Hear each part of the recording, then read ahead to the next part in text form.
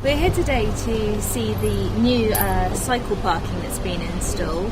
It's been funded by a grant, a Bicycle Island grant that came from the council through the LSTF fund. What this council wants to do is to improve the ability of people to come to the island without cars. So we're trying to promote car-free tourism, and that requires the improvement of our cycle infrastructure.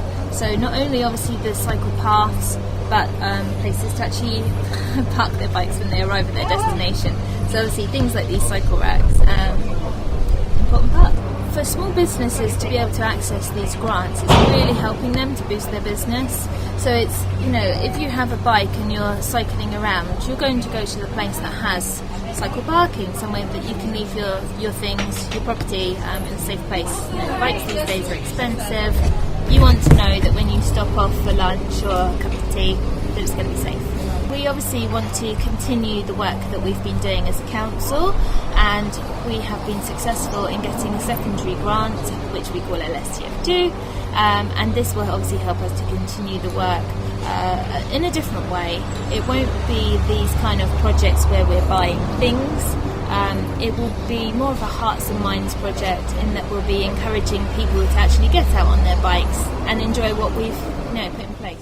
We welcome cyclists all the time at Vernon Cottage, and many of them like to prop their bicycles up against the tables or what have you. So we saw there was a need for proper cycle parking. But rather than just a standard rack or what have you, we felt the penny farthing would be more in keeping with our Grade 2 listed building at Vernon Cottage, as we date back to 1817. Well, we actually designed them ourselves, really, and then we found a local blacksmith, Graham Potter, who's based at Bonchurch Forge. That's right, isn't it? Bonchurch Forge. And he did an incredibly good job. I mean, they are amazing. They're so beautiful, beautifully crafted. We were absolutely stunned when he turned up with them. We were amazed, because we imagined something lovely, but these far exceed our expectations, because they are just superb. They're stunning. Look at them. And when the sun shines, they glisten. So they're really, really eye-catching, and already a massive talking point in Old Shanklin. And I think they're a tourist attraction now for Old Shanklin as well, which is brilliant. So another thing that people can come and look at. We seem to have cracked many nuts with the same. And a bicycle parking, photo opportunity, and something that's aesthetically pleasing as well. On the first morning they were here, every single side we had 6 bikes along here within about 10 minutes. So it was fantastic.